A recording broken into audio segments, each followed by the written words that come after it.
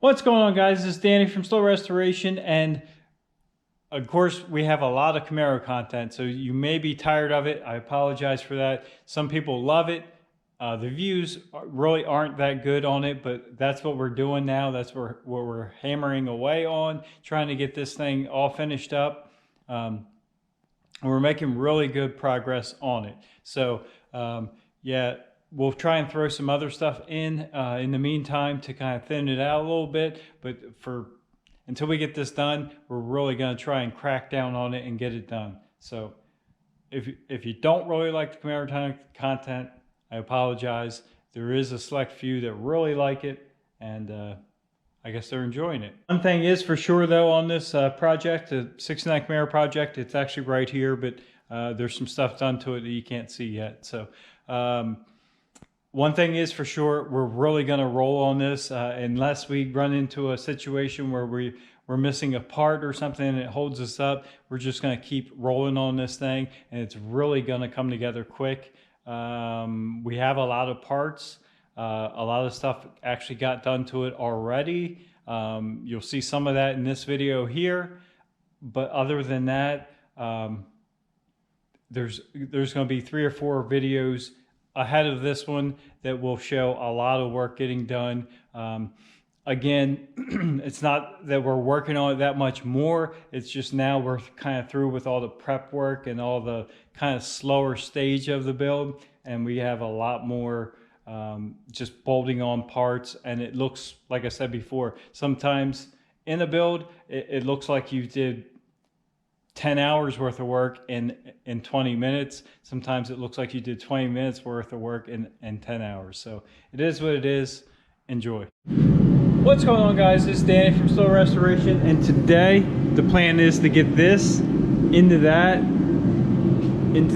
over there on the lift. We're getting some stuff bolted on and mocked up. We have our divider plate. We do have our Lakewood blow-proof bell housing. We got the flywheel on and torqued down. This header, we got new ARP header bolts, the multi-layer header gaskets. This side we got tightened up because we can leave this side on when we drop it in the frame. This side's just kind of thrown up on there for mock-up. Do have the starter bolted up. Next step is we have a McLeod RSD clutch. Whole kit here. We're going to get it all torqued down. RST, it's a multi-disc assembly, so we're going to get that all installed. They give us your alignment stubs here. It depends on which size pilot bearing you have, which one you use. We'll get all that installed. Then we have to take a measurement for our hydraulic throwout bearing. Other than that, let's keep rolling on this. All right, we've been rolling along here. We got the McLeod RSD twin disc clutch all installed, lined up, and torqued down. Obviously, we have our Lakewood blow-proof bell housing on there also. We still have to put all of our bolts through on the bottom side here, but everything's looking good.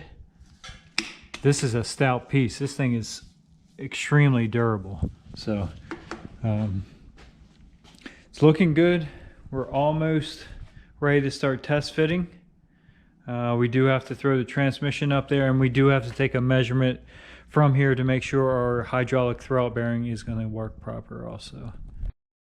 We've been a little bit busy here today. We got the big block installed in the frame, headers on, starter on, transmission on, everything's bolted up. We're about ready to take and wheel this outside and wheel it over and wheel it under the Camaro and get the body dropped down on this and see what kind of fitment we have.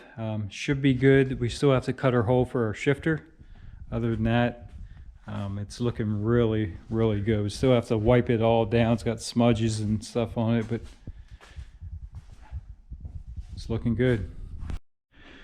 We got the frame moved over. Thankful for the John Deere. Makes this work way easier. Didn't really film it, obviously, but we got it moved over underneath the body. So now we're going to start letting this thing down, lining it up. We got to slip the drive shaft in because it doesn't seem to want to fit. It'd be much easier to slip it in now and then line everything up and slip the frame straight back. See how this goes.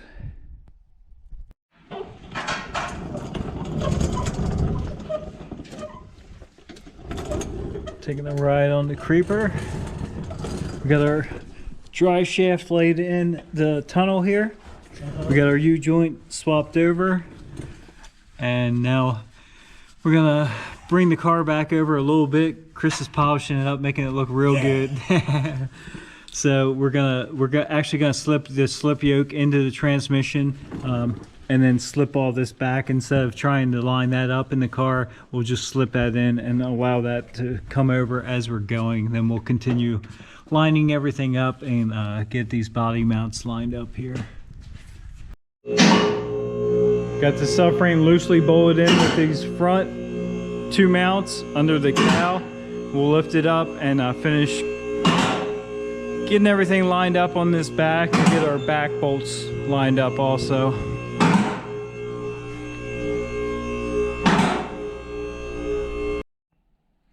We got quite a bit accomplished.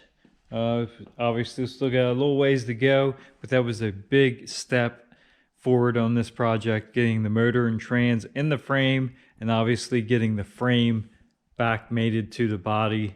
Now we can really start putting stuff on. We can do the whole front engine, accessory, drive, all that kind of stuff. Start wiring everything up, plumbing stuff, fuel lines, brake lines. We got to mount our master cylinder on the firewall, clutch, all that kind of stuff. Plenty to do, but definitely a big step forward. It's looking really good. It's looking really, really low. It's definitely gonna have to come up because as we're putting weight on it, actually already the front A-arms are quite a bit, like you can see how far they're off the bump stop there. So we'll definitely have to adjust up on the coilovers. I think right now they're pretty much all the way down. So as we put weight, once we get all of our weight on, we'll start adjusting that stuff up and figure out the ride height we want on this thing, and it's gonna look good. It's gonna look real good, actually. We have Chris was able to drop some more stuff off to us. We got some Dynamat to go inside. We started changing this door over too. Obviously, we already got that door mounted on the car. Here's some of our other parts. We got the console sitting in there, kind of mocking stuff up. Make sure all that's going to be right, and do a quick walk around here. A little peek underneath so you can see that suspension. All the contrast under there, that nice bright shiny black powder coat, all the aluminum stuff, the red calipers, and then of course the gray floor coating. Looking good. And one question you might have, obviously we're putting everything back together. We are not painting this car here. The customer, Chris, actually wants to drive this car a bit, make sure everything's exactly the way he wants it, and then he's gonna have the bodywork, the finished bodywork done, all blocked down, and have this thing painted. So it will leave here kind of the way it looks, and in black primer, like the quarters and stuff can just stay. We might have to touch up a couple spots here and there from the work we did. We pretty much already did that, but we'll put it back together so it's drivable. He's gonna drive it around a little bit, enjoy it this summer. Make sure, like I said, everything's exactly the way he wants it, and then he'll blow it back apart and have it painted. We also have a Dynamat kit here, some sheets of the Dynamat sound deadening. This stuff works extremely well. It's Extreme Dynamat.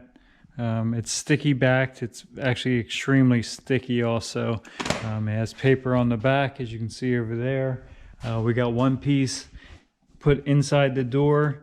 We gotta make sure it sticks good. You gotta push all these wrinkles and stuff out, kind of roll that down.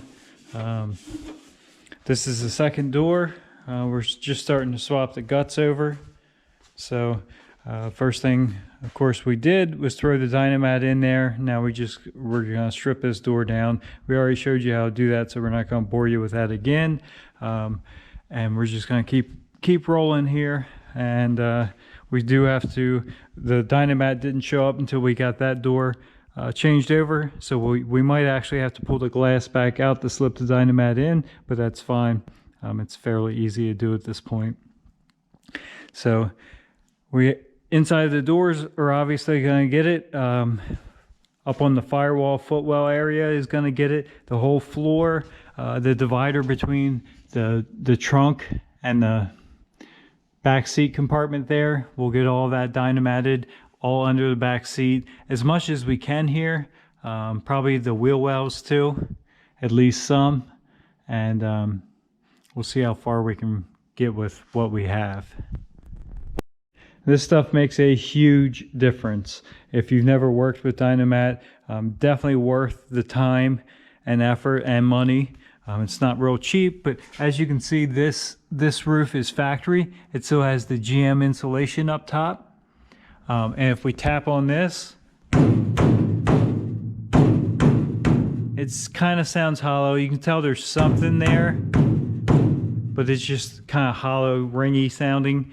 If we walk over real quick to this car over here, this car has had, well, it's got Dynamat everywhere inside, but it also has a new roof skin on it, so it didn't have the factory insulation. And if we peek up in here, they put Dynamat on before they put the roof skin on. So that whole roof is Dynamated. And if we tap on it, huge difference. I'm hitting it the same. I mean, I'm not beating on it. I don't want to dent it, but huge difference. It's a nice solid thud. No ringing. Big difference. I don't know if we're going to go that far on this one. We would have to actually scrape all the factory insulation off to get the Dynamat to stick to the bare metal. And I'm not sure we're going to do that on here. We're definitely going to do the floor. All the new stuff that I put in, it's going to be covered. And we'll let the customer decide whether he wants to tackle that later. It can go in any time before the headliner goes in. So we did get this floor, driver's floor, up onto the firewall. The Dynamat laid down and pressed in pretty good. We might still hit this a little bit more, keep that, make sure there's no air bubbles or anything, but again, a huge difference. We did get that door hung, and we do have the inside of that door hung too. And like I said, this door is not yet. I'm probably going to pull the glass back out to get that sheet of Dynamat down in there. But let's do a quick comparison. So if we tap on this one, no Dynamat. We'll run to the other side here. This one does have Dynamat. The doors are dressed out the same way. Everything's bolted in them. Just a nice solid thud. So it makes a huge difference. If you think you can get by without it, you can.